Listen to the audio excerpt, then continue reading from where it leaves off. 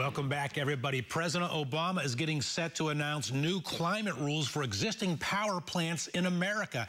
That announcement is scheduled to be made Monday by the Environmental Protection Agency. But those rules are unnecessary, says a new research report put out today by the Center for Public Policy Research. And joining me at this time on a telephone from Washington, D.C. is the chairman of the Center for Public Policy Research, Amy Ridenour. Amy, how you doing? I'm doing great, Rick. Thank you. Amy, welcome. Listen, so to me, it just sounds like another unnecessary tax on business. But, you know, if I say something like that, then the left will mock me for being unscientific. Your paper came out today. Your organization put a paper out today, I should say, which lists the top 10 reasons why this imposition on business is unnecessary. Let's talk about those reasons, please. Certainly. Well, the very first reason is that the planet, the Earth, is not warming. In fact, it has not been warming since the Clinton administration. And this is not something that is only said by global warming skeptics. There is broad agreement about this fact. We are not at this moment facing anything like a global warming catastrophe. But we hear that we keep hearing that for the last 17 years, the temperature is going up by this, going up by a certain amount. Are you saying that is not? It's a lie that the left and the White House has put out, the media is putting out? Well, correct. The planet is not warming. There are a number of data sets that are done to determine whether or not the planet is warming or, in fact, cooling.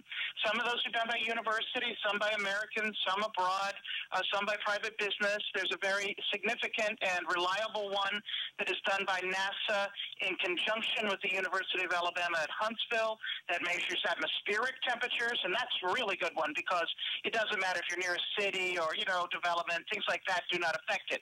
And these data sets are not showing any warming.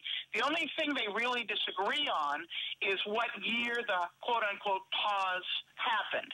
Some say it goes back to as far as 1996. Others say as late as 2000.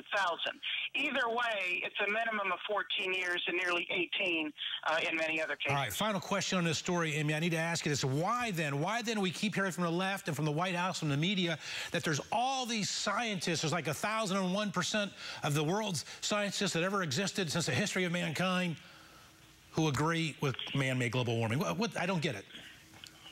Well, first of all, you have people who want to believe in the global warming theory because it gives them an excuse through the government to seize control of our energy policies. So that's a lot of it from the left right there. A second thing is that people who believe in nature, they like to go for nature walks, or they like the idea of nature, or they're an environmentalist or whatever. This just sort of falls in with their natural biases toward nature. Let's not burn fossil fuels. Let's just have solar power. It sounds good if you don't know much about it. But the third thing is that the propaganda has been very, very strong on this, and they have, and I won't go on long here, but they have done things like pretend that 97% of all the world's scientists believe that we are facing catastrophic global warming and that humans are primarily responsible. And in fact, what the statistics show is that a small percentage of scientists believe that, a very small percentage.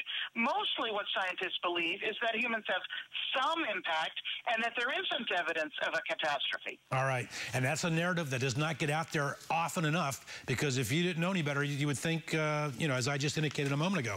All right. Now, I know that that your organization, the Center for Public Policy Research, is also watching this Bowe Bergdahl Taliban exchange story.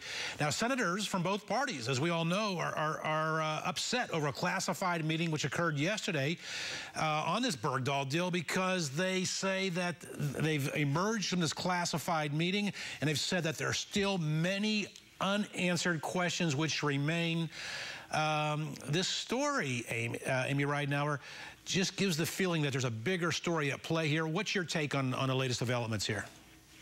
Well, my take is that what began as a national security crisis is now morphing into that as well as a constitutional crisis. We have a president of the United States who does not follow the law. This, in fact, in terms of notifying the members of Congress about the deal before he made it, is a law that he signed into law. So, number one, he can't claim he didn't know about it, and number two, he can't claim he disagreed. signing statements notwithstanding, you can't sign a law into law and then say, I disagree with it at the same time. You either believe in it or you don't, and if you don't, you veto it. So we're dealing with the fact now that not only are Republicans, the natural political enemies of this administration, I think we can all agree, are upset, but Democrats are as well. Not all Democrats, but enough and senior and significant and serious Democrats. Among the things they are concerned about, yes, is that these terrorists that were let free will kill Americans. And that, of course, is the number one thing. But the number two, and not far behind it, thing is that we have a lawless White House. The Constitution must be honored. Bottom line. Yeah, it's interesting, as you say, he signed that into law, and he didn't even honor what he signed into law. And there's no question they got caught lying. They said they did not notify Congress because Bo Bergdahl's health was in decline. There had to be a sense of urgency. Then when it came out that that was not the case, his health was not in decline, they said, well, it was an oversight. I mean, this is like the gang that couldn't shoot straight. Well, they're shooting all right, but they're shooting at the American people and they're shooting at our founding documents.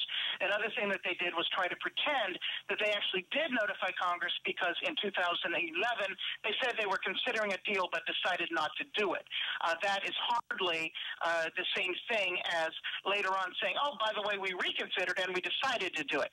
You can't do that. You can't say I made a decision not to do something, and it's the same thing as notifying someone that you made a decision to do that thing.